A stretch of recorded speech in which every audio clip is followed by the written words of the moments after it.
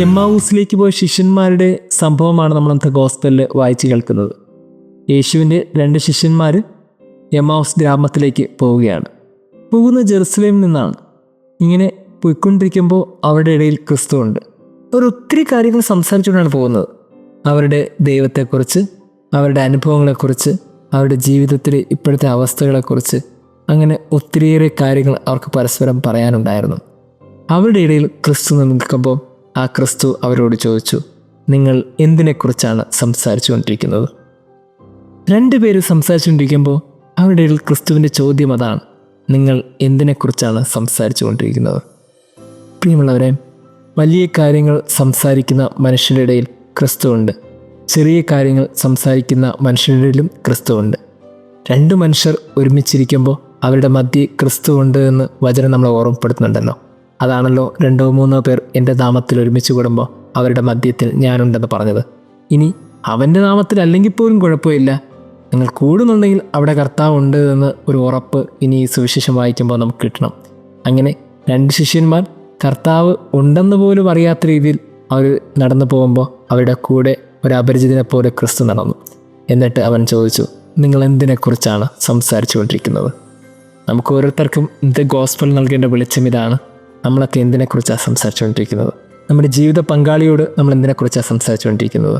നമ്മുടെ മക്കളോട് നമ്മൾ എന്തിനെക്കുറിച്ചാണ് സംസാരിച്ചുകൊണ്ടിരിക്കുന്നത്?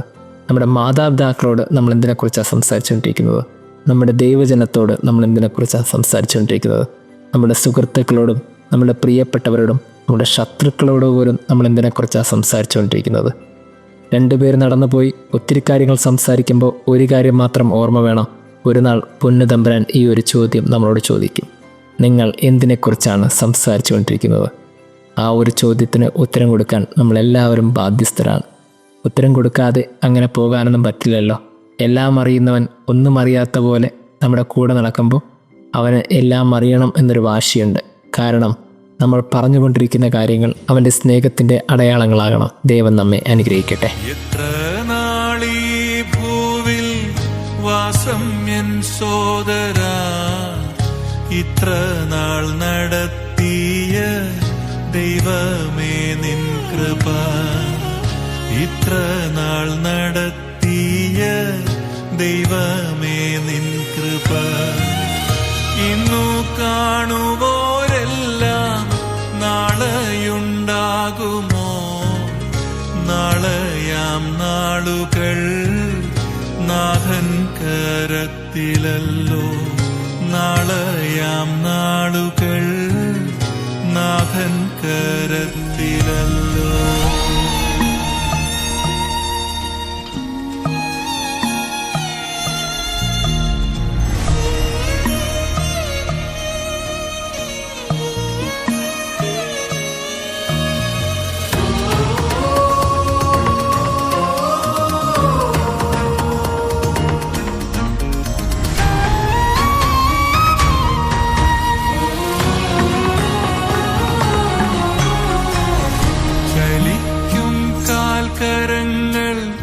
തുടിക്കും ഹൃദയവും ശ്വസിക്കും ജീവശ്വാസം എല്ലാം നിന്ദാനമേ, ശ്വസിക്കും ജീവശ്വാസം എല്ലാം നിന്ദാനമേ. ദൈവമേ നിൻ കൃപ, എല്ലാമേ നിൻ കൃപ, ഇന്നോളം നടത്തിയ ദൈവമേ നിൻ കൃപ, ഇന്നോളം നടത്തിയ ദൈവമേ നിൻ കൃപ.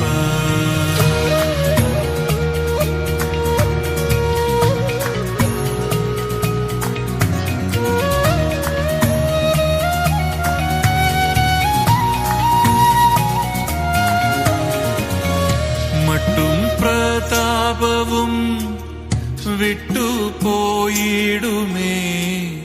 സ്വത്തും സുഖങ്ങളും നഷ്ടമായിടുമേ,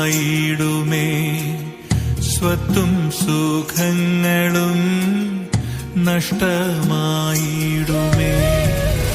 അക്കരെ നാടതിൽ നിക്ഷേപമുണ്ടെങ്കിൽ സ്വർഗ സ്വർഗകനാൻ വാസം എത്രയാനന്ദമേ, സ്വർഗകനാൻ വാസം എത്രയാനന്ദമേ.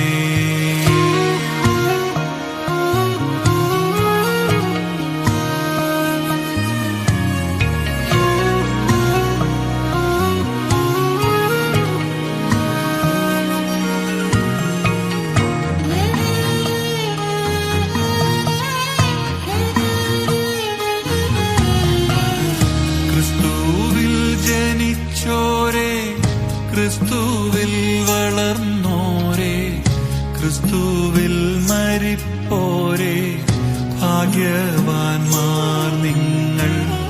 ക്രിസ്തുവിൽ മരിപ്പോരേ, ഭാഗ്യവാന്മാർ നിങ്ങൾ. നിത്യമാം രാജ്യവും നിത്യഭവനവും കർത്തനോടൊപ്പമുള്ള വാസം മനോഹരം. കർത്തനോടൊപ്പമുള്ള വാസം മനോഹരം. കർത്ത